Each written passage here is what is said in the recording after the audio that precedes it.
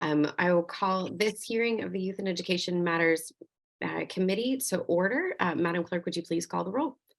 Alderwoman Howard, Alderwoman Ingracia, Alderwoman Schweitzer, Present. Alderman Stevens, Here. Alderman Page, Present. Alderwoman Walker, Chair Rice, Present. Alderwoman Howard, Alderwoman Ingracia, Alderwoman Walker. We have 4 present. We have a quorum. Wonderful. For right now, we will go ahead and actually, no, we have Alderman Stevens. So I will entertain a motion on the approval of minutes. I realize our committee has shuffled membership a little bit in leadership, but would entertain a motion on the approval of minutes from Wednesday, May 25th of 2022. So moved. I'll second Jane Page.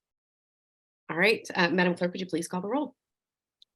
Alderwoman Howard, Alderwoman Ingracia, Alderwoman Schweitzer, Aye. Alderman Stevens, Aye.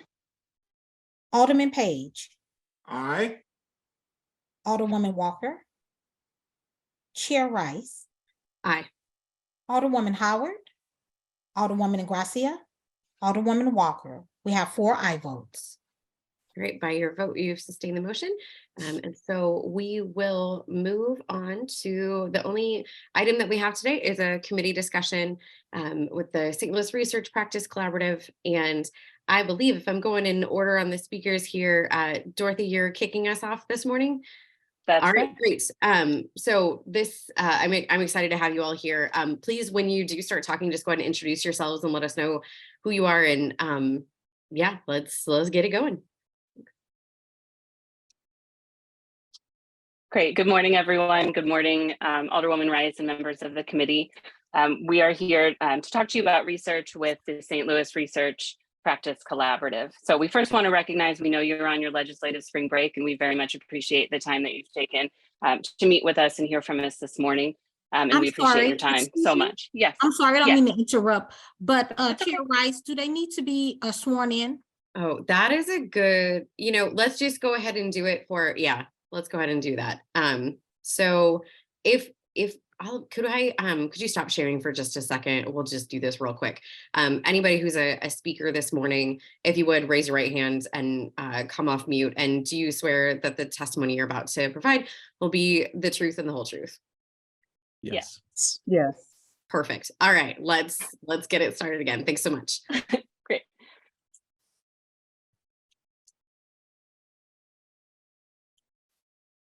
Okay, great. Rachel, if you want to go to the next slide, that'd be perfect. Okay, so my name is Dorothy Rhodey Collins. I am here on behalf of the St. Louis Research Practice Collaborative. I am currently in my final semester of PhD coursework at St. Louis University studying education policy and equity. And I'm here with my colleagues who I'll introduce in just a minute to share with you some research about student mobility in St. Louis. So after me, you'll be hearing from Dr. Candace Carter-Oliver, who is the CEO of Confluence Academies, Dr. Andrew Butler, who is an associate professor of education at Washington University, and then Dr. Nicole Freeman Williams from the interim superintendent of St. Louis Public Schools will then close out our presentation. So we're very excited to talk to you about who we are as the SRPC, our first research project on student mobility in St. Louis, and then share with you about where this research is going and how we see it potentially aligning with the work of the Board of Aldermen. We also want to make sure to save time at the end of the presentation to have dialogue and discussion with you about our work and potential areas of overlap. So next slide, please. The mission of the SRPC is to conduct rigorous research in deep partnership with educators to inform policies and practices that foster systemic improvements in educational, social, and emotional growth for students in St. Louis. That mission is at the very core of why we are here today, presenting to policymakers on behalf of city government. It's also at the core of why I am involved in the SRPC and why I see this work, why it is so valuable to the city of St. Louis and to our education system. So as I believe most of you know, I served from 2017 to 2021 on the Board of Education of the city of St. Louis, which is the school board for St. Louis Public Schools. And during my tenure on the board as the policymaker, I felt very frustrated with my inability to get access to data and research that would inform these huge decisions we were making. So at the time, the response to the COVID-19 pandemic, how to reopen schools safely, we also conducted a process of permanent school closure that we know affected not just schools, but also neighborhoods. And it felt very frustrating to not be able to find the answers to the questions that I had. And that's why I'm working with the SRPC. So I know that the data is out there somewhere. It's not that people are hiding it, but in many cases, it's because we just haven't asked the questions yet. And we haven't done the research yet. And so the SRPC is bringing together the largest education networks in the city. So we have representatives from St. Louis Public Schools, from Confluence Academies, and from KIPP St. Louis. And we're bringing them together with researchers from Washington University, from SLU, from UMSL, to try to unpack our system of schools in the city and try to understand what's going on. And what we're learning is that a lot of this, there are shared challenges across all of these schools. And so we know that these aren't just district problems, they're not just charter problems, they're affecting all of us. And because they're affecting all of our schools, they're affecting all of our wards and all of our neighborhoods. And we want to make sure that you're brought into this discussion about what our research is saying, because it informs then your practice as policymakers on behalf of the city. So the SRPC is conducting research focused on St. Louis with the intent of making St. Louis a better place and making our schools a better place.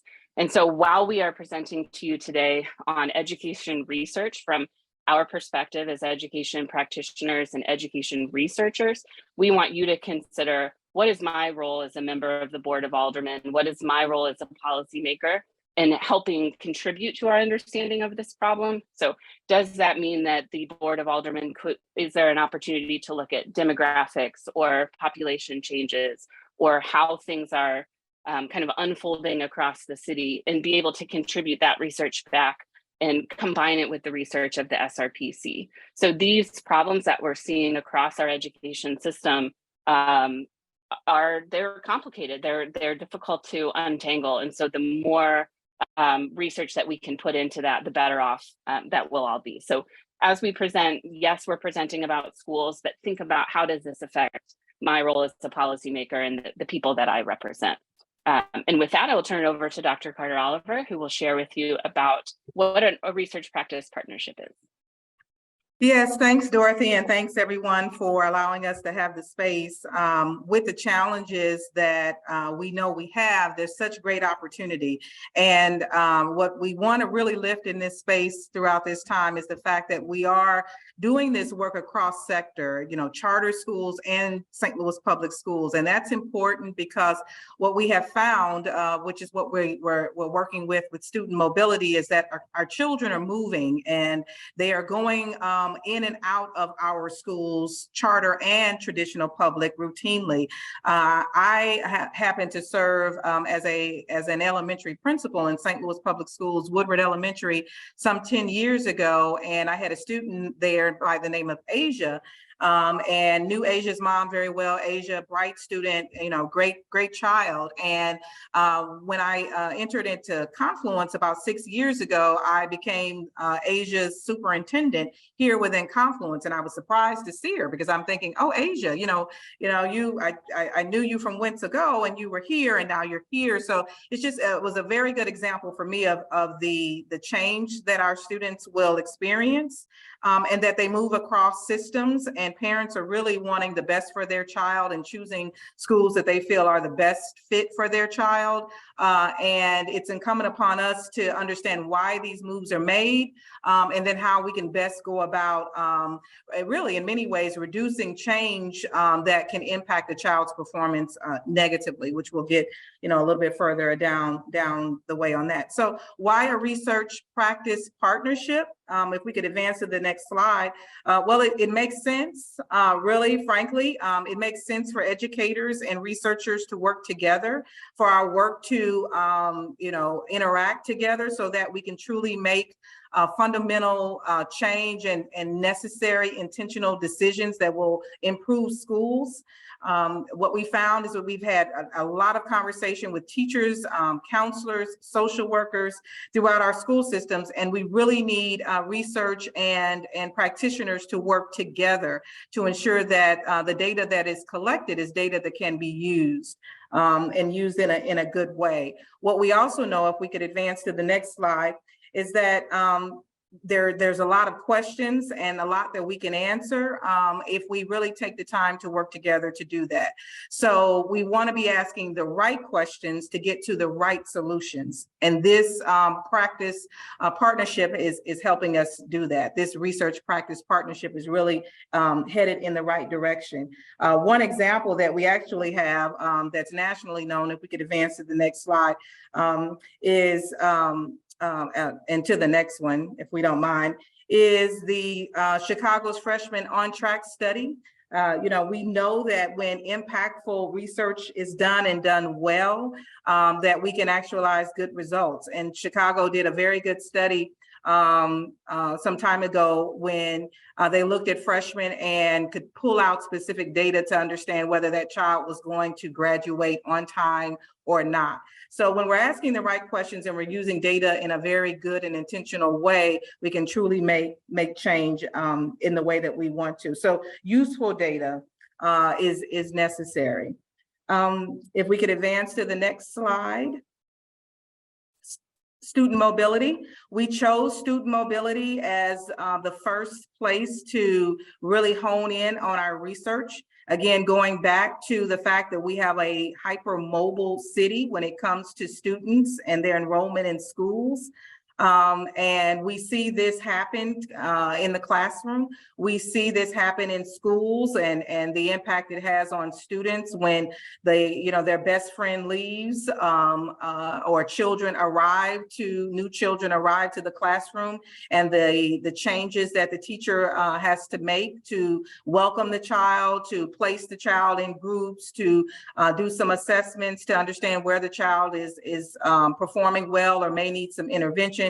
So the SRPC, our work in this area, we found Confluence, KIPP, and St. Louis Public Schools was a good area to really begin to start to hone in, to get real granular data in a way to help us understand what's happening in our city, and then what decisions might we make to help change the outcome of that.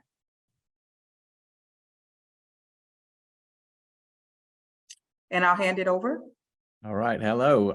My name is Andrew Butler, and I am the chair of the Department of Education at Washington University and co-chair of the advisory committee for the collaborative. And I just want to start by echoing my colleagues' expressions of thanks for allowing us to come into this space and share our work with you. I'm going to provide quickly here kind of a high-level overview of some of the research that we've conducted to date. And as you know, St. Louis is a really unique city with a unique educational context. And our goal here is really to understand student mobility within our particular context. However, we wanted to start our research project by conducting an extensive review of the research literature on student mobility, both nationally and locally. There have been a few published studies that specifically focus on St. Louis, including a recent study from 2018. And so in conducting our literature review, we learned a few things. And here are just some high-level highlights. One consistent conclusion across all of the published research on student mobility is that mobility in every form, right, is harmful for student outcomes, and it gets worse with every move. So what I mean by every form is that sometimes student moves are by choice, right? And others are forced. And regardless of how a student is moving, it is oftentimes harmful for that student. And every time that they move, it gets even more harmful. And we're looking here at a host of different outcomes, both academic in terms of well-being and other important things.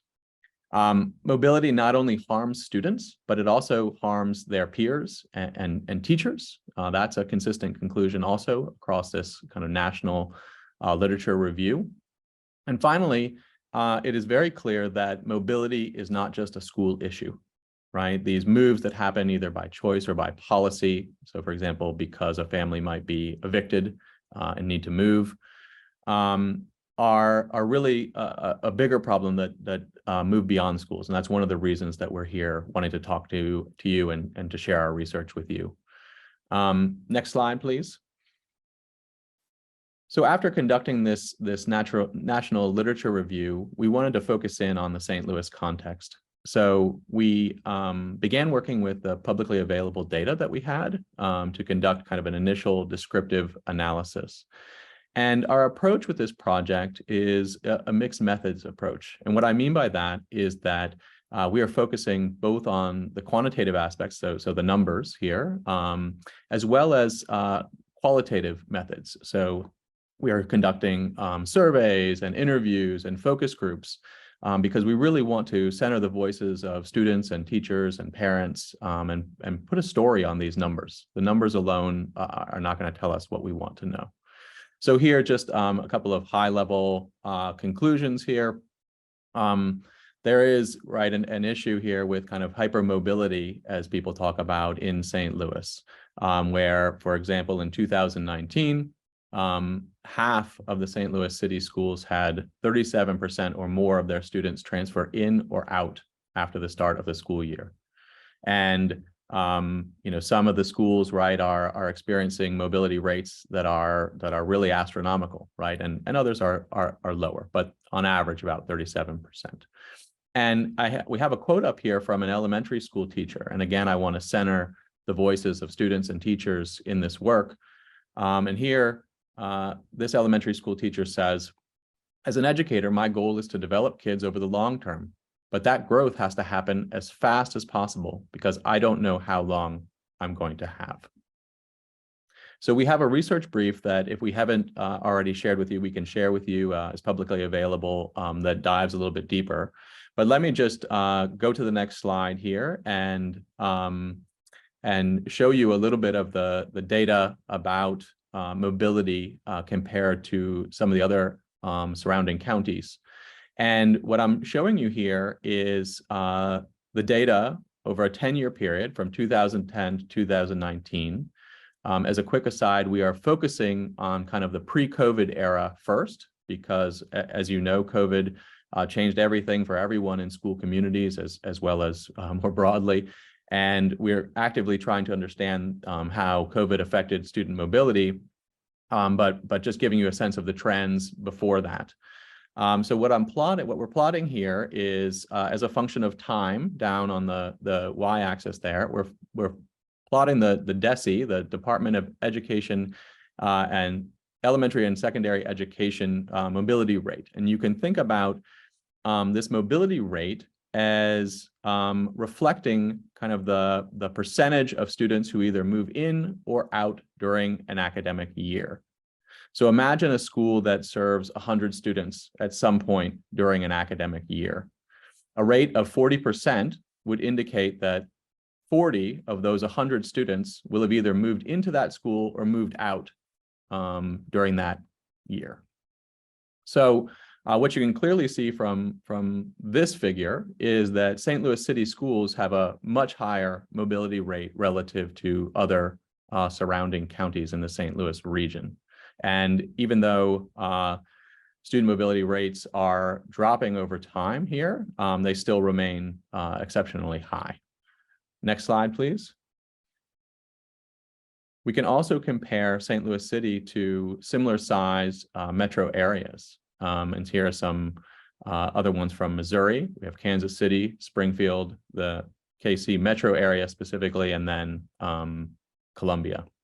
And what you can see here too is that relative to similar size metro areas, St. Louis City still, right, has among the highest, or the highest, excuse me, student mobility rates of all of them. And we've done similar analyses looking at other areas in other states as well that are similar to St. Louis in terms of their makeup. Next slide, please. Here, I'm just putting all of these first two figures on the same figure. It's a bit busy here, but the take-home message overall is that St. Louis City has the highest mobility rates of all of these surrounding metro areas and counties. So this is a real significant issue that we need to understand and think about how to intervene to ameliorate. Next slide. So a few conclusions here just from our initial work on the student mobility. One takeaway very clearly is that student mobility is harmful to students, and both students who leave and students who stay, as well as teachers and families. On average, we know that St. Louis City schools have very high student mobility, higher than surrounding cities and counties in Missouri.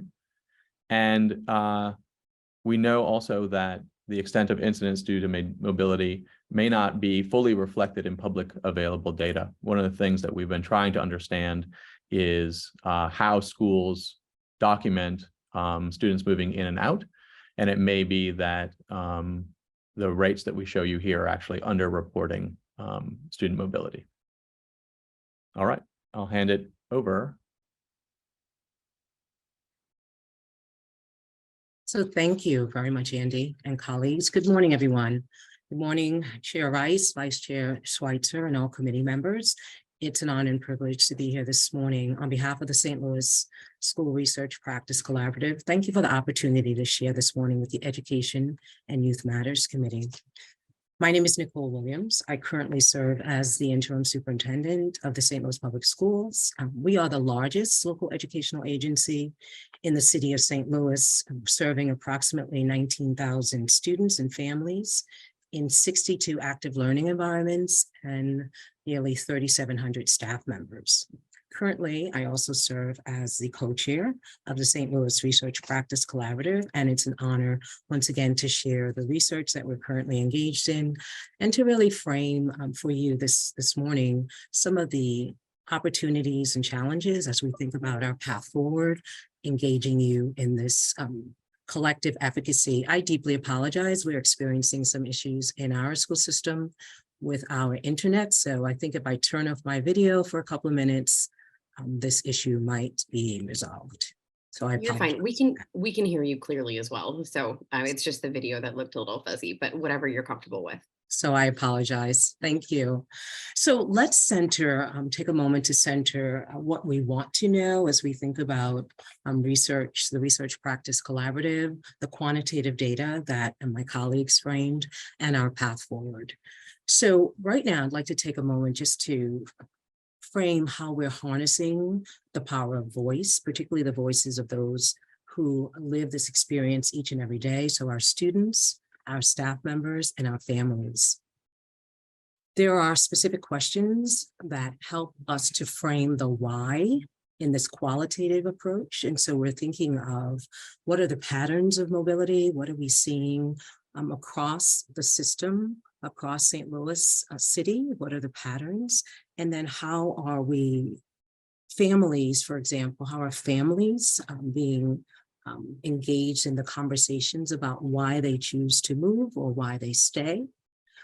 We know that the pandemic has had an indelible impact on our families. And so one of the questions that we're centering in this work is how has the pandemic impacted mobility? I think disproportionality is an area that we're all concerned about. And so some of the specifics around disproportionality, what are the factors that contribute to families moving, families staying? Some of those factors might be communication barriers, workforce issues, housing, cultural bias. All of those areas are areas that can potentially be factors that families share with us as to the reasons why they made a decision to move out of the city of St. Louis or move from school to school. And finally, as was framed throughout this presentation today, we're looking at how schools and our community partners can intervene and support this work as we move forward, as we gain a collective understanding about who we are, the research that we're engaged in, and how we as a community public and private sector, all of us working together can really have an impact on a thriving city and a thriving school community. Next slide, please. So as we think about centering the next steps in student mobility, our goal really is to understand the patterns, the causes and consequences of student mobility in the city of St. Louis. We are moving into a qualitative study, and that's the why behind the work that we do, looking at focus groups with families and practitioners and students, understanding in a very intentional way why these families are making decisions, the impact that it has on our school communities, what are our practitioners saying about this problem of practice, and then what are some of the best practices that we can implement not only in our school system, but certainly across our city to alleviate the effects of mobility. We haven't spoken specifically about the GIS mapping, and I do want to just center, I think, two specifics about the mapping, which is really a visual image of the patterns of mobility. We say hypermobility here in the city of St. Louis, looking at the census tract patterns and student level data to really understand perhaps some of the social determinants of educational attainment, because we know when there's stability in a school community and a student enters in pre-K and exits in grade 12, then we have a better opportunity certainly to understand the educational attainment of that particular student in our school system. When that is interrupted, then there are certainly consequences, which is what we're sharing with you at this time. Next slide, please. So what I'd like to do as part of our work this morning is to really center this collective efficacy, if you will. What does this mean for our city of St. Louis? What's our call to action as we think about areas that might impact our students and their families? There have been recent newspaper articles that talk about declining enrollment across the region. There's also recent articles and research that speaks to specifics around education funding, housing, affordable housing, understanding gun violence and day-to-day trauma, and some of those specifics that we are really looking at here as a school system, and certainly as the three largest local educational agencies in the city of St. Louis Public Schools, KIPP, and Confluence. These are common challenges that we are faced with as school systems: attendance, violence, trauma, areas that spill over into our school systems and really impact how we as educators educate every child every day in every classroom. So I want to just highlight this idea of collaboration across public sectors, how we build trust, respect, and rapport in the work, and how we center these shared issues and challenges as we think about what does it mean in our school system, for example, to center joy every day in every classroom. We know that when we do that, there's a high correlation between a student's happiness and their level of joy and our staff members and the grade point average or the achievement that that student attains in school. So those are some of the ways that we're just thinking about how we bring our families into the conversation currently, how we're engaging our educators into the conversation. This St. Louis Research Practice Collaborative centers the voices of practitioners. It centers the schools. So as we expand our research capability and we look at things, factors like attendance, for example, we know that's a shared challenge across our three LEAs. We know that it impacts education and educational attainment when students are not in school. So we know that 10% chronic absenteeism is a challenge. We deal with the issue right now of McKinney-Vento, which is a federal legislation which talks about homeless population. And for us here in the city of St. Louis, in St. Louis Public Schools, about 5,000 of our students are identified right now as homeless. And we know that that number could be much larger because it's the self-identification. And from a cultural perspective, families might not define themselves as being homeless if they're sleeping on the couch of grandma's house or at an aunt's house and those things. But based on McKinney-Vento federal definition, that is a definition that incorporates this idea of being homeless. We also are looking at how research comes together to really support this work from a common framework, common understanding, building a collective understanding around the work, and then understanding that as a community, our policymakers are so critical to this. Let me give you an example of this in action. This past January, about 100 or more of our parents went to Jefferson City as part of the Parent Day of Action to really advocate for priority and local funding. Last year, we were very successful with retaining $18 million here in the city of St. Louis Public Schools with HB 1552, right, our House bill. We're looking at trauma support. So we are advocating for more support around trauma, more support around housing insecurity, and providing support for how stability in housing can support stability in our school systems, all three of our LEAs. So these are just some of the ways that advocacy and policymakers can be a part of this conversation in a very intentional and thoughtful way as we work together from a collective efficacy lens to really deliver on the promise of a high quality education for every child every day in the city of St. Louis. Next slide, please. So our research timeline is very intentional. We are now centering qualitative research, the why behind the hypermobility that we see from the numerical statistical data. And so I do want to just highlight just from January to May of 2023, we are in the process now of conducting interviews and surveys, once again, centering the lived experiences of the students, families, and staff who every day experience mobility. We are looking at creating May through August 2023, sort of creating the shared qualitative findings, very much like the brief that we shared with you, just being able to share some qualitative findings with schools and our school communities so that we can center the voices of practitioners as we look at this problem of practice of mobility and how it impacts and continues to impact educational attainment. And finally, September to December 2023, we will be in phase 3 of our analysis and really honing in on the overarching question, what are the effects of mobility? How does it impact our school communities? And then certainly research is so important to inform practice. And so what are the next steps for us as a school community here in the St. Louis Public Schools, for KIPP, for Confluence? How can we come together and really look at this qualitative and quantitative mixed method study and really bring in some very intentional action plans to address the issue of mobility here in the city of St. Louis. Next slide, please.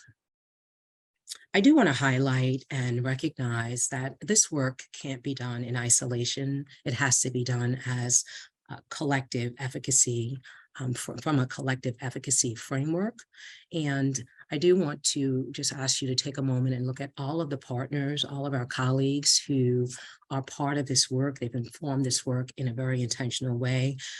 They are part of the opportunity, as we framed earlier, to really move this forward so that St. Louis becomes the thriving city that we know it needs to be in order to support every child here in the city of St. Louis. I do want to take a moment and just recognize our board president, Mr. Matt Davis, who is doing tremendous work right now, leading our legislative priorities for 2023. He is the chair of our Legislative Priority Advocacy Committee. And so some of the work, as I noted earlier, which really intersects with the work of this committee, is the work around trauma support. I'm certainly highlighting the need for the continuation and support of public funding. I'm really centering safety in the work. across the city of St. Louis. I'm sure many of you are familiar with the recent newspaper article of a homicide of a 17-year-old in the city of St. Louis. He attended a school here in our school district, and the ripple effect of that particular homicide that happened on a Sunday evening had an indelible impact on the siblings of that young man, as well as other family members in the city of St. Louis who attend our schools. And so how do we support and center the need for additional social emotional learning and supports?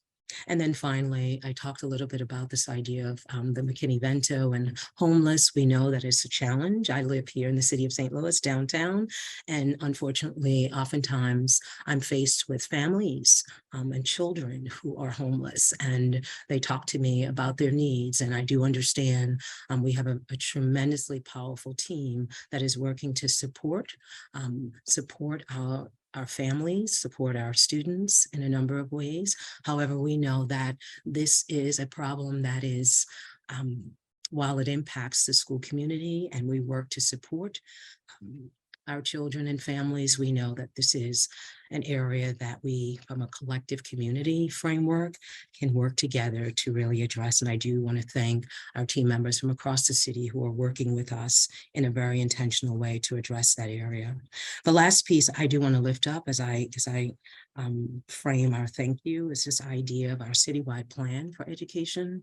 And if you haven't had an opportunity to be part of the citywide plan for education, I think there are two areas that are critical to this conversation. The first is this idea of understanding how we as a city can act together to address the challenge of mobility, the challenge of the achievement and opportunity gap. And so the citywide plan for education that's chaired by our vice president or our board, Mrs. Antoinette Tony Cousins, and who chairs that particular body of work, is really in the process right now of developing a roadmap for a comprehensive, collaborative, citywide approach to education reform here in the city of St. Louis. And so I want to thank Dr. Carter Oliver, Ms. Rhodey Collins, Dr. Butler, and all of our team members who are on this call who participate in a very thoughtful way in the citywide plan for education, and all of our team members from across public and private sectors who are part of this very intentional work as we look at educational quality across the city of St. Louis, specifically as we serve all children well, which is the core mission and vision and purpose of education in our city. I'm going to pause here, and once again, I apologize for the issues that I'm having with my video. We thought it was fixed. My technology team did all they could this morning to make sure it was fixed, and it was working for a while, but now it's blinking again. So I do apologize if that interrupted in any way the flow of this conversation, but I did want to just center the importance of policymaking in this work, and certainly the importance of the work that you do as part of this Education and Youth Matters Committee. Thank you for hearing this important study that we're engaged in here in the city of St. Louis that impacts every child, every day in every classroom across the city of St. Louis. And thank you for just allowing us to present this morning on such an important education topic. Thank you.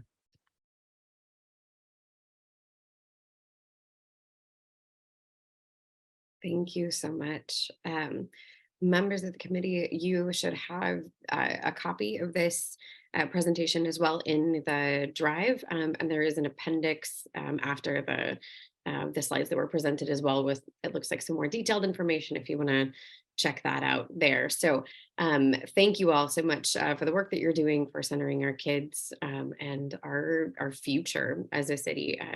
And thanks for coming to present to us today. This committee is kind of a newer committee, and I'm hopeful that the work will continue into this new Board of Aldermen that will be beginning in April as well. And it's a good partnership to have between our schools and City Hall, and that has not always been the case.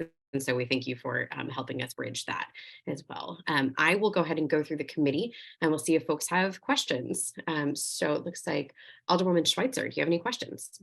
Thank you so much. I really appreciate you all taking the time to come and present this information to us. This is clearly just an enormous amount of work. And I agree that the partnerships between all of the people who are involved in educating kids and the kids themselves, teachers, need to be involved in the conversation. So thank you for doing that so diligently.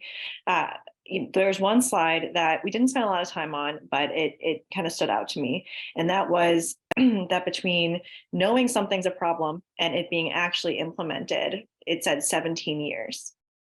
And so that was a really interesting slide to me. And I did appreciate, the decline of mobility in St. Louis seems to be something that's on track for continuing. But I would love to hear more about what's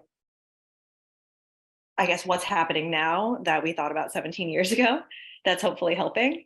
And then also, any sort of timeline for what we should expect to see in the next 17 years if we stay on a path this way. Well, if I may, and then I'll hand it over to you, Rachel, for you to maybe expand a bit on my comments.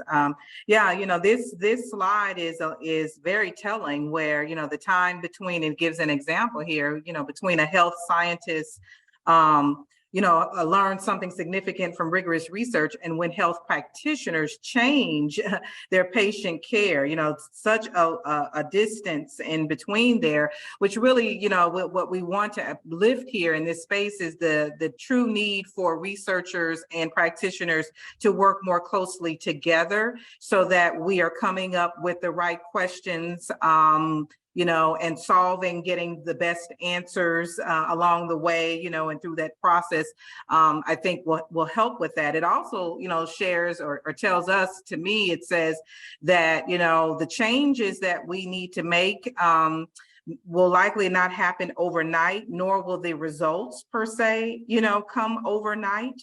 But it is necessary to do this work, to study this work, to bring about the change that we need. I think we started with, there was a question in the chat about enrollment decline, its impact on student mobility. We are in this space because we do have a lot of school choice and options for families. And sometimes that can be a bit laborious for families. That can be a bit overwhelming for families to have to select, choose, determine. And so the more coordinated we are around our decision-making from the policy standpoint, from school openings to school closures to school consolidation. I mean, all of these things that we need to be looking at and studying that we know impact student mobility.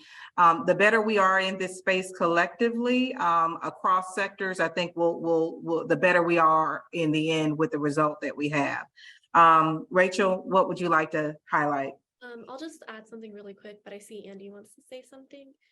Our purpose of having a different way of doing research through this research practice partnership is to close that gap. So rather than it being research is done in this silo, maybe published in some papers, someone has to find that it's useful, and then it has to trickle its way down to the health practitioners in the health field, which is already a field that's very focused on data. We want to make sure that the research that is done is directly influencing and impacted by what's happening in schools. So creating more of a loop rather than this long cycle of research to practice.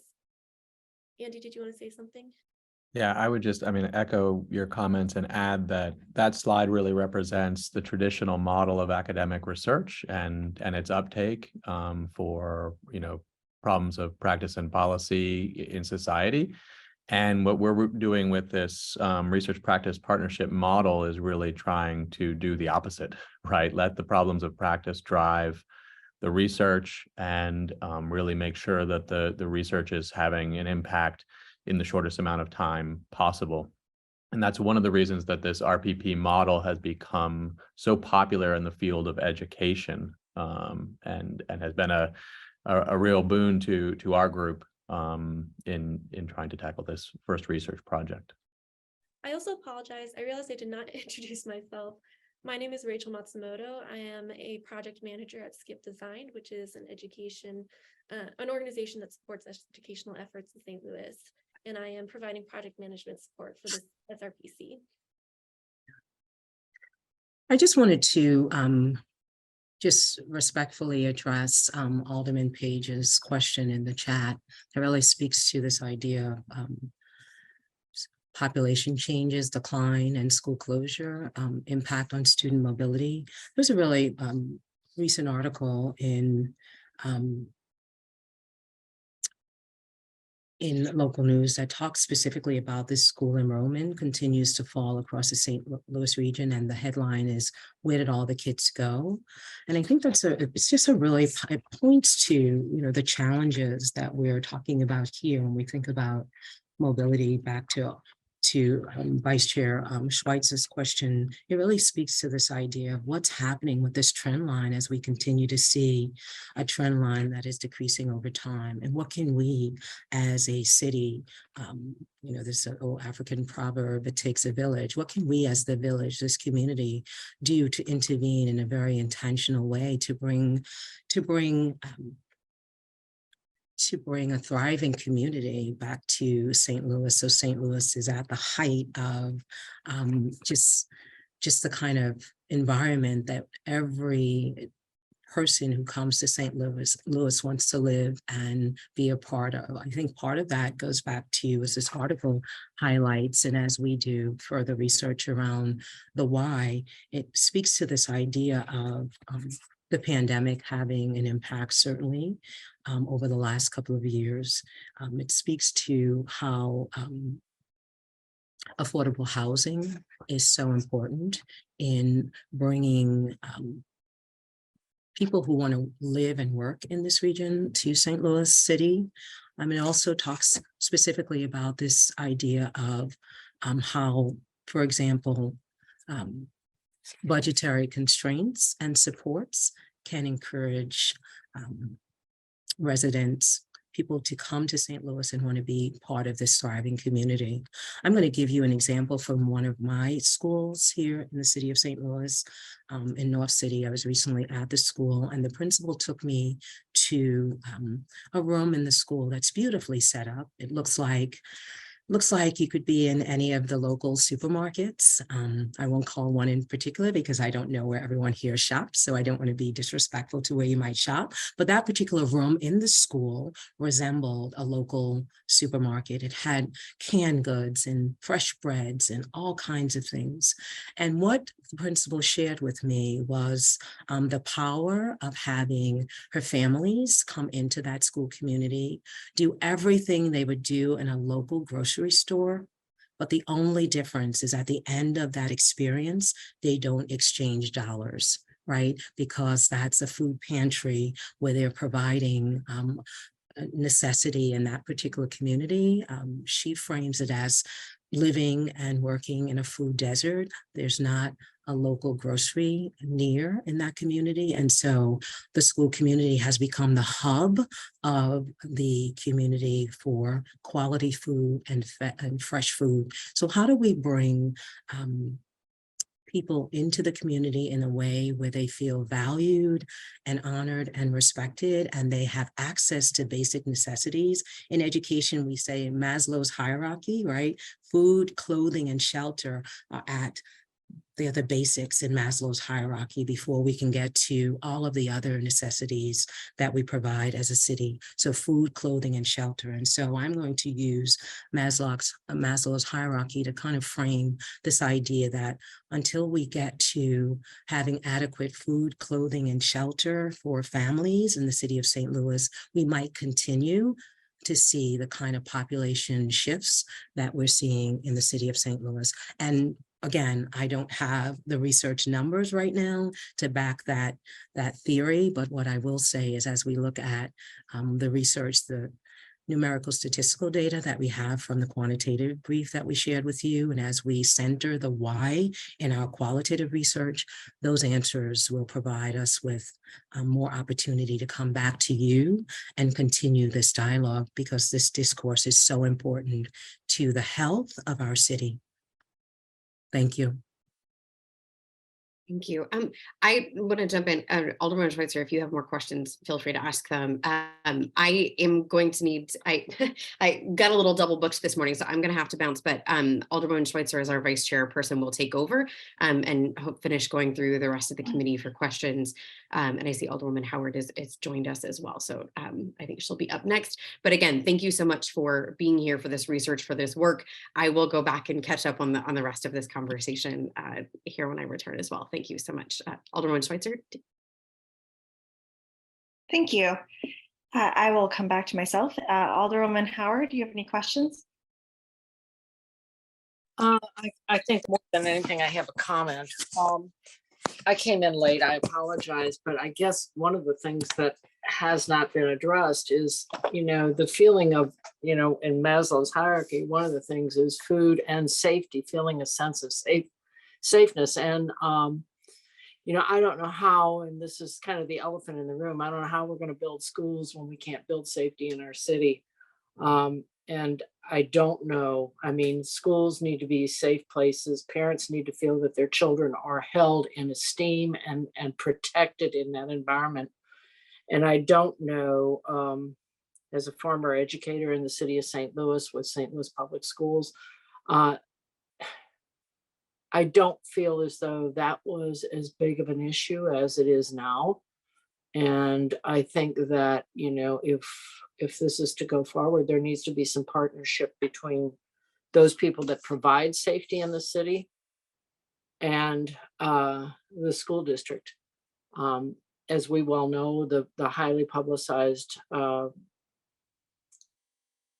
shooting that took place months ago at the old Southwest building was sort of a wake-up call, but I don't think you can isolate the safety of students versus the safety of those on the outside.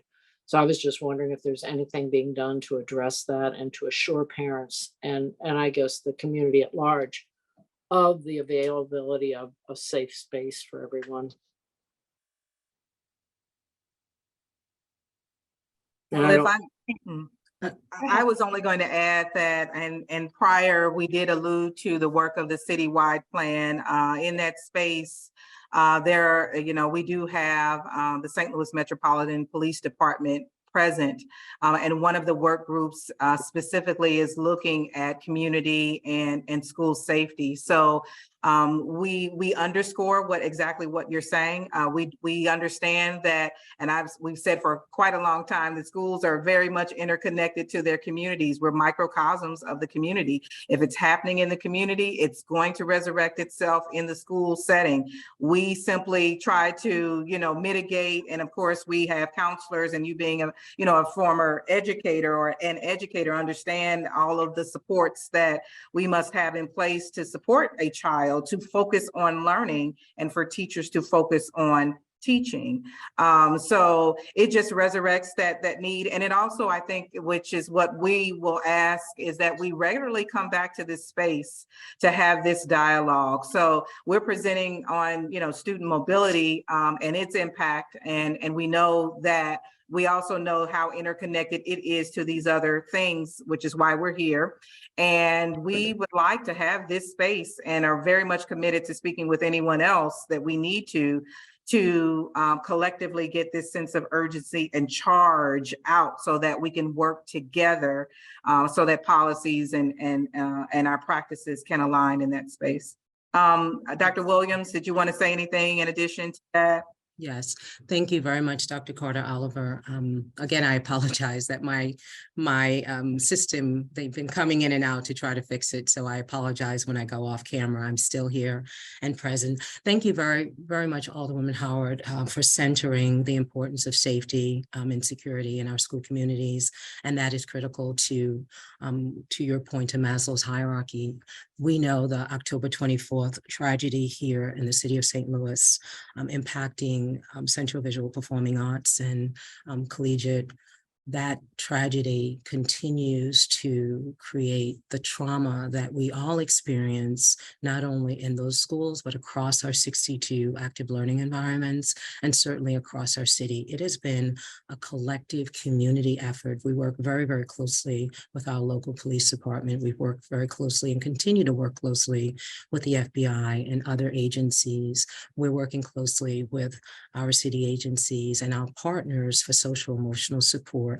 We have trauma teams that are deployed on a regular basis, and they're supporting our both school communities, continuing to support both school communities, because so many things can unfortunately trigger trauma as we continue to think through how we intervene and provide environments that are safe, that promote intellectual safety, social emotional safety, physical safety. We center that. We're working very, very closely with Missouri State School Boards Association. We just had a debrief with over 150 team members across our district, where we centered what does it mean to now be in recovery, the 4 phases of crisis management, the last stage being recovery, and going back to then what does it mean to be prepared and to mitigate. We've implemented a system, a 911 RTA system that is intentional around this geofencing, where our properties now we receive on time, real time 911 alerts that really support our security system team members in having real time information. However, I think I'm just going to really focus in and quote some work that we're doing, some research from the national landscape. We're working very closely with some of the team members from Columbine. And what we know, even 23 years later, is that schools are still the safest places in America. And the way that we do that is working from a community ethos perspective, bringing every team member into what does it mean to be safe. So something as simple as propping open a door, and I see Dr. Carter Oliver shaking her head in affirmation, just really making sure that all of our team members understand their role and responsibility in keeping our school learning environment safe and secure for parents. Our communication structures are critically important, making sure that parents know exactly what's happening. Unfortunately, we get real-time information about something as difficult as realizing that there's a gun in the street near a particular park, right? That impacts because schools are in that area. So now having that real-time information and being able to inform, in this case, the police informing us or us informing the police department, those are ways that having intentional, thoughtful, collective efficacy around communication is so important, working in partnership with our local agencies, particularly our police department and our city, and just being very transparent with our parents and community about what's happening and how something social media over the weekend can spill into the school community on Monday or long weekend, Tuesday, after children are out of school for a period of time. So all of these things impact how we function as a school community, and particularly how we provide a comprehensive collaborative approach to supporting safety, centering safety and security, and ensuring that every team member, our staff, and our students feel safe, and being on call if it means 24 hours a day, 7 days a week right now, as we offer trauma support, as we offer our team members who need additional services that we can provide, and partnering with our city agencies and our local officials to be able to do that in a very intentional way. So that's really our path forward. And thank you very much, Alderwoman Howard, for centering the importance of safety. You're muted, Alderwoman. Oh, I'm sorry. It's not your job alone, and it's a community issue that needs to be addressed. And thank you very much for your detailed response. Thank you. Thank you, Alderwoman. We'll move on. Alderman Bill Stevens. Yes, ma'am. Thank you, Madam Vice Chair. Excuse me. I do have a few things. First and foremost, Thank you all for being here and for presenting today. Prior to office, I was a early childhood outreach coordinator with St. Louis Public Library, ages 0 to 5, doing literacy initiatives. So while I am not myself an educator such as yourselves or my esteemed colleague Alderwoman Howard, I was pretty education adjacent. So this is a subject that's very deeply important to me. And in fact, I'm a student now at St. Louis University, so even more. I would thank Alderwoman Howard for highlighting the intersectionality of human needs, just to be rather broad, be it Maslow's hierarchy of needs, be it other paradigms, because food insecurity couples with or informs public safety, and public safety informs housing rates, and housing rates inform your ability to have a roof over your head, or determines which schools you go to, or determines which services are afforded to you. So absolutely, it is public safety. It is food insecurity or food deserts, of which we have many in North City. And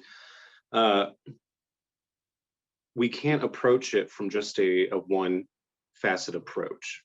As you all know, of course, I'm preaching to the choir, but I do want to say for the record that this is so much bigger than just one particular issue. And it doesn't affect just our public schools or our children, it affects every citizen in the city. I also want to thank Miss Williams, I believe it was, Miss Williams, for sharing the federal I think it's definition. Dr. Is it Dr. Williams? Doctor. I terribly apologize. That's but it's- okay. Nicole is fine. No, Thank you, am I Alderman with? Stevens. That's Oh, I'm fine. just Bill. I'm just Bill. Terribly sorry, Dr. Williams. You earned the title. I should use it. So, for sharing the federal definition of homelessness, because I think oftentimes we think homelessness is just the citizens that are perhaps panhandling or living under bridges or living in tents or XYZ, and it's not.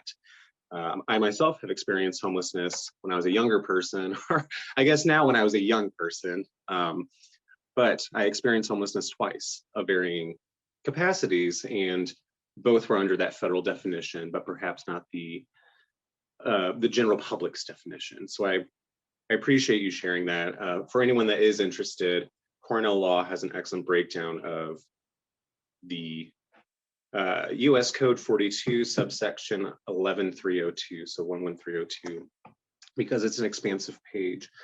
So I thank you for the intersectionality. I thank you for the federal definition that guides our approaches to addressing these issues. And finally, in summation, I do want to ask, since the Board of Education and really the realm of education is a political subdivision of the state and not necessarily the city, is there any intent to make the same presentation to the Missouri legislature or to provide it to them?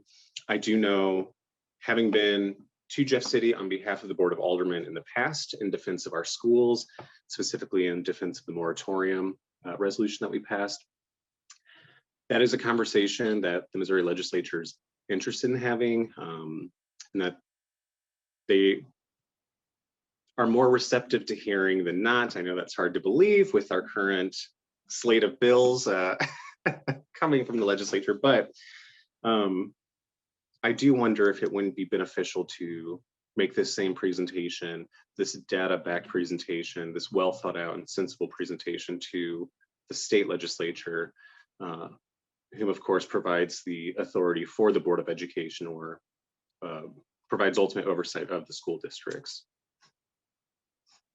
Rachel, you want to respond to that, and then I'll add. Yeah, so we are in regular conversation with the Department of Elementary and Secondary Education.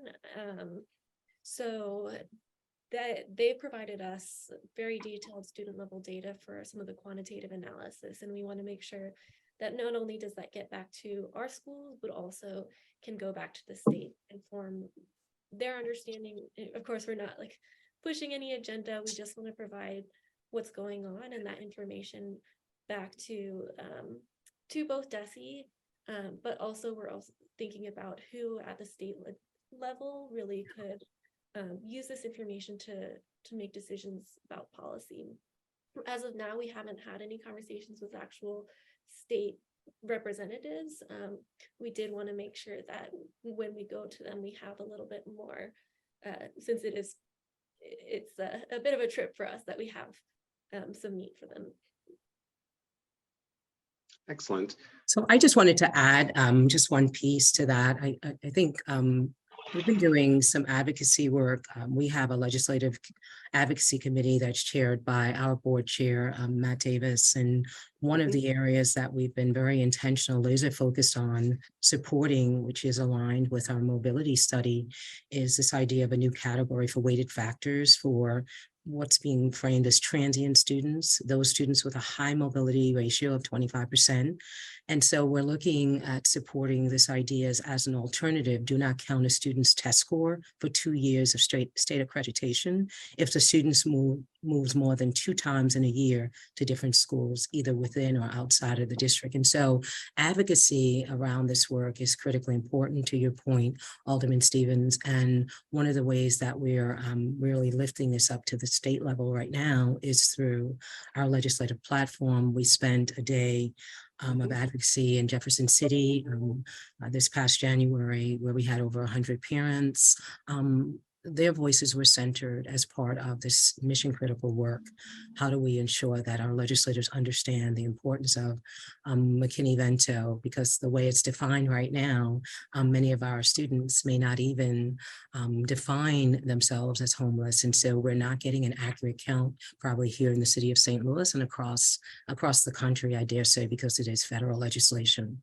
How do we look at gun violence and support for trauma? So October 24th was just the most devastating experience for all of us here on this call and across the city of St. Louis, because it impacts all of us, children, families, and our community in ways that matter. So how do we look at the support for social emotional learning, trauma, and the need we know for perhaps and this may not be politically correct, but having safe, thoughtful gun legislation that really takes into account the need of children and families and our community, and particularly centering schools and the voices of practitioners in that work.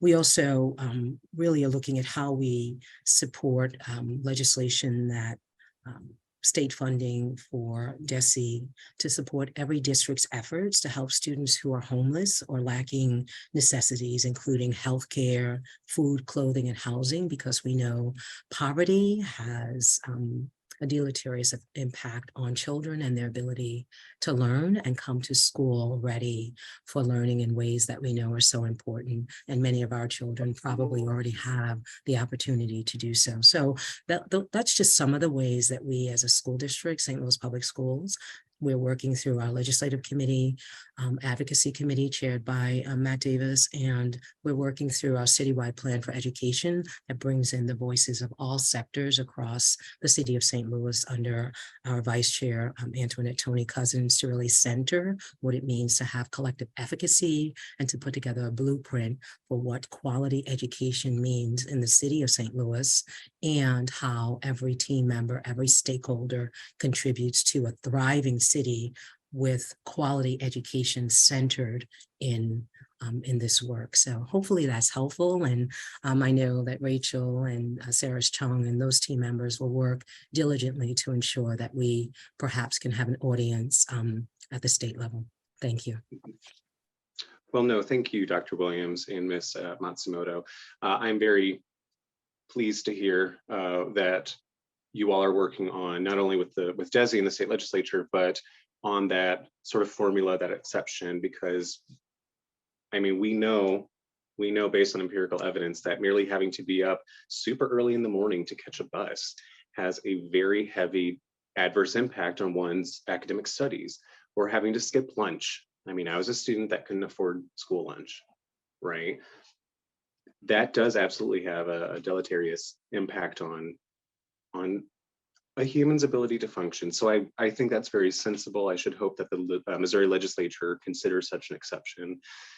And in closing, I do want to say thank you all for your work. I know that our school board, and now I know that this group as well, has gone so far above and beyond for our students.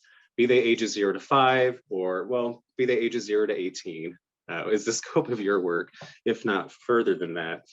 And it brings back many fond memories of the changes that just a small group of us can have on a whole bunch of people. So thank you for your work.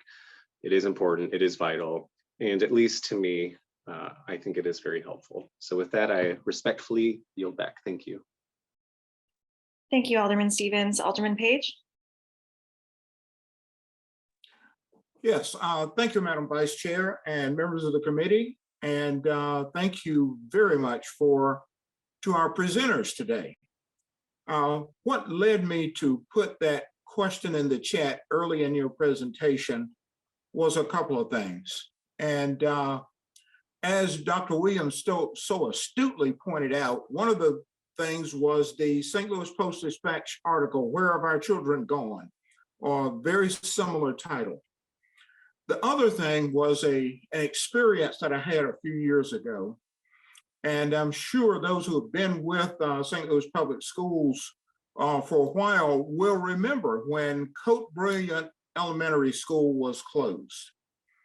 And I worked with a volunteer organization that was invited into the school by the then principal before the school was closed to actually put on a program. We actually arrived early, met the parents and guardians and students as they arrived, shook their hands, wished them well. And we actually put on a little program to encourage the students to be diligent in their studies, even though their neighborhood school was closing. So it's hard for me to get that experience out of my head. The actual, and I'm going to just come a little short of saying trauma, let's just say trepidation, that both the students and the parents faced as their neighborhood school was closing. Parents who walked their kids to school in the morning from neighboring streets, and they were going to have to find other busing or other transportation methodologies to get kids to new schools and new environments. And with that experience, that's what kind of led me to my question. I heard a lot of anecdotes about individual students and individual families and their mobility, either forced upon them or voluntarily undertaken. But I was really concerned about wholesale mobility as schools are closing, as our population shifts, and sadly, in recent years has reduced.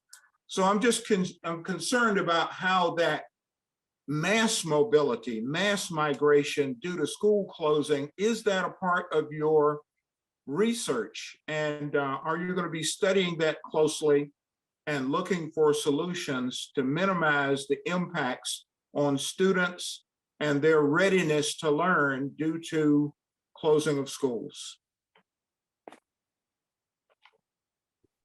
Maybe I could start in responding from our group.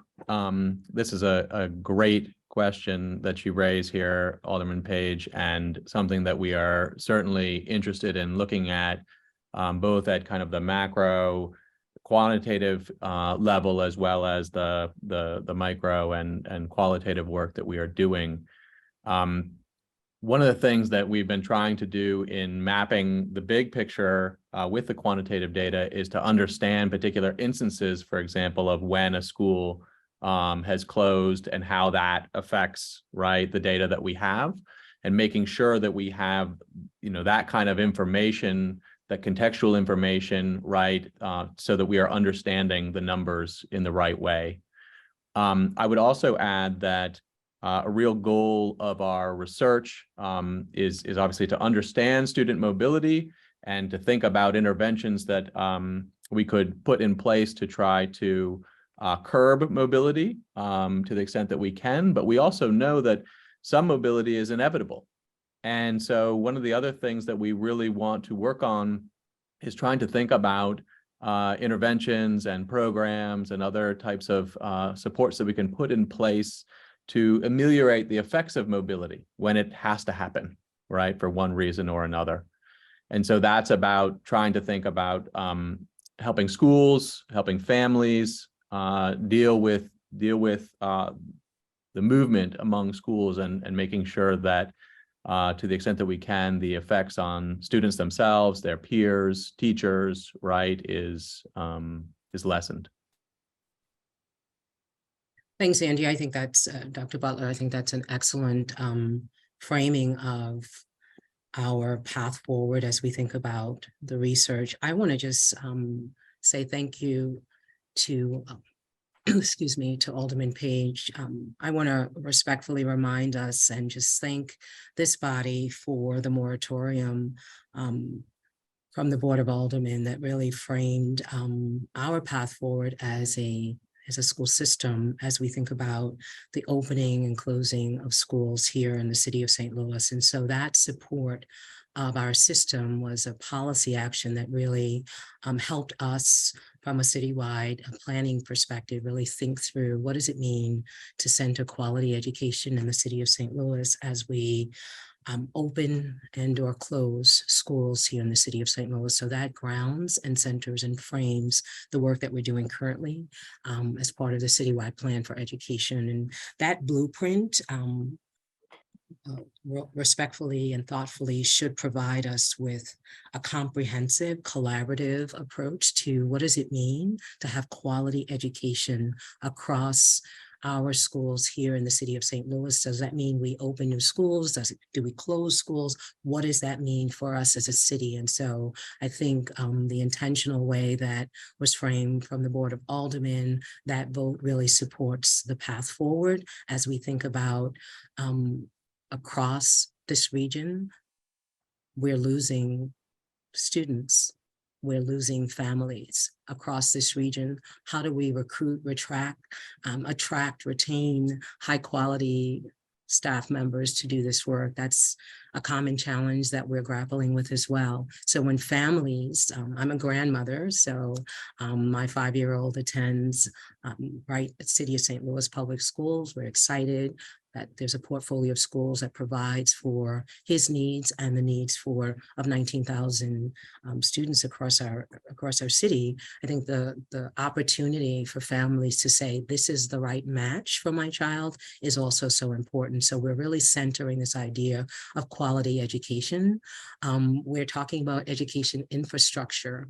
Many of our schools were built at the turn of the century. And so understanding that our school buildings may not always be as aesthetically pleasing in terms of 21st century learning environments. They're clean and they're beautiful with, the hardwood floors and those kinds of things. But that's a challenge and an opportunity when we talk about offering 21st century learning environments where collaboration, communication, creativity, and this idea of problem solving, critical thinking, where we center the 4 C's, how we arrange those environments so important. Let me give you a very quick snippet.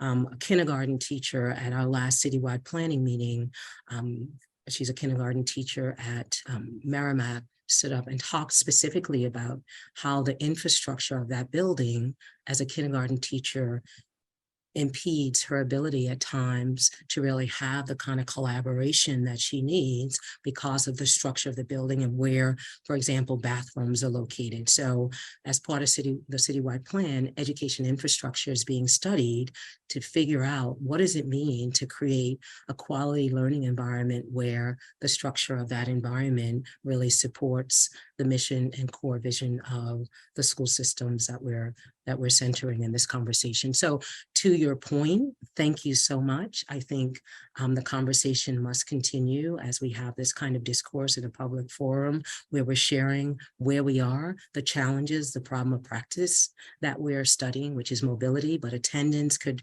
very well be what we're studying as part of this work. Trauma could be something that we're studying as part of this work.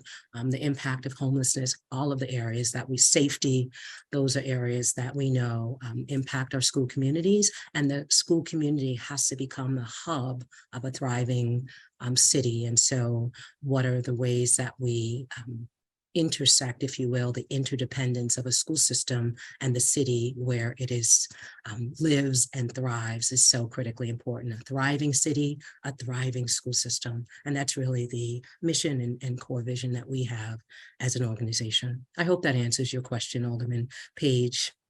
Thank you so much for centering that for us. It does so much. And I would also add that your comments about the in-school grocery store are near and dear to my heart. One of the elementary schools in my ward, we came to realize that approximately 30% of the students were housing insecure in one way or another. And we worked closely with Spire, and as I described this, you probably know the school I'm talking about, to establish an in-school market to provide necessary clothing, soap, toothpaste, the essentials to help these students and their parents and guardians to have these items available free of charge to make the students' educational and home lives more stable. So I understand the grocery store. We did something very similar, and down the street, around the corner from me, you know exactly where I'm talking about. I won't name the people involved or the school, but you know what I'm talking about. And I think those kinds of efforts will help our students and our educational system overall. With that, Madam Vice Chair, I yield back. Thank you, everybody, for presenting today. Thank you so much, Alderman. I see Alderman Todd here. I don't know if he has any questions. Okay. Yes, I would just like to, my questions have been answered. I would like to thank Dr. Williams.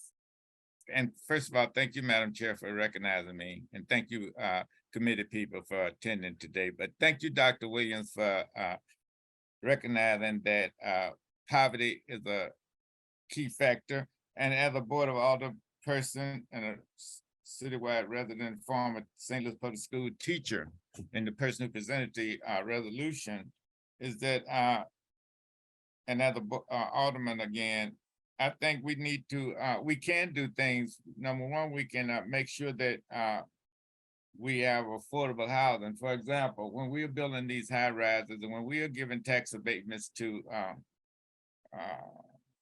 in many cases, houses that the public school student types cannot afford, we are contributing to the closing of schools, because in order to keep schools open, we have to have a certain number of students living around those schools, and we've torn down many houses where students did live.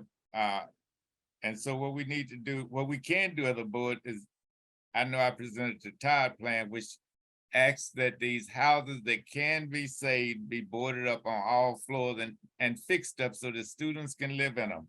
These vacant lots that we have, we spend $15 million a year or more on vacant lots. We need to have affordable houses built on those lots.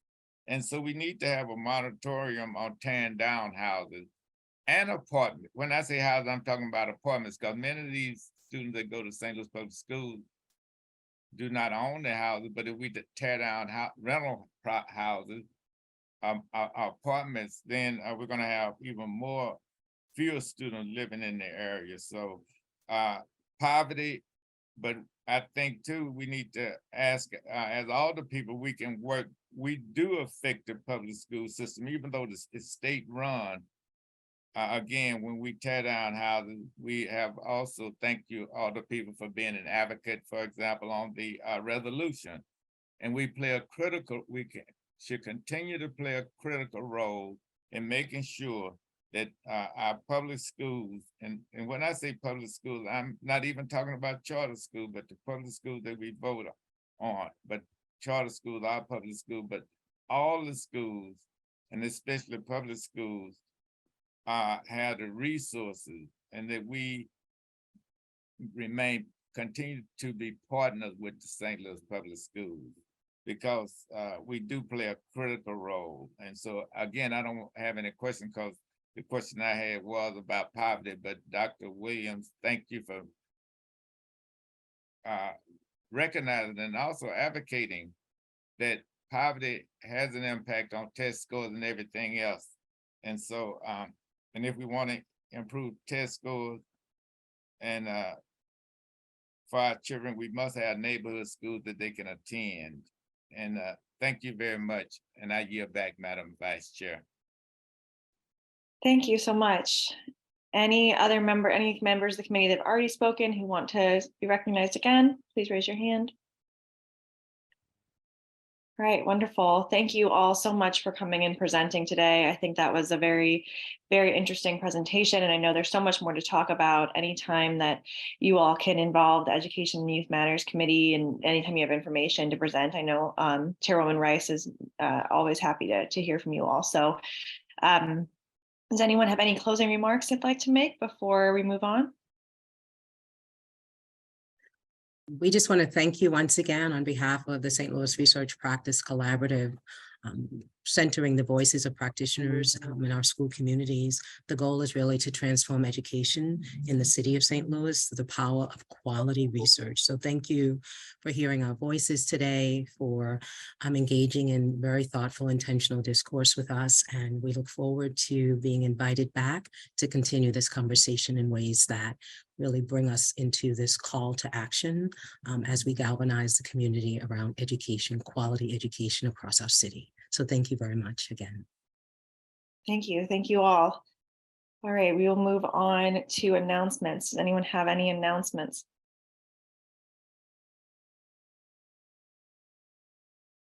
Okay. We'll excuse Alderwoman Walker and Alderwoman Gracia for necessary absence. Noted. Thank you. And with that, we will move on to adjourning. Can I get a motion to adjourn? So moved. Second. Great. Thank you so much, everyone. With that, we are adjourned. Thank you very much, everyone, for being here. Thank you, Clerk Heggs, as well.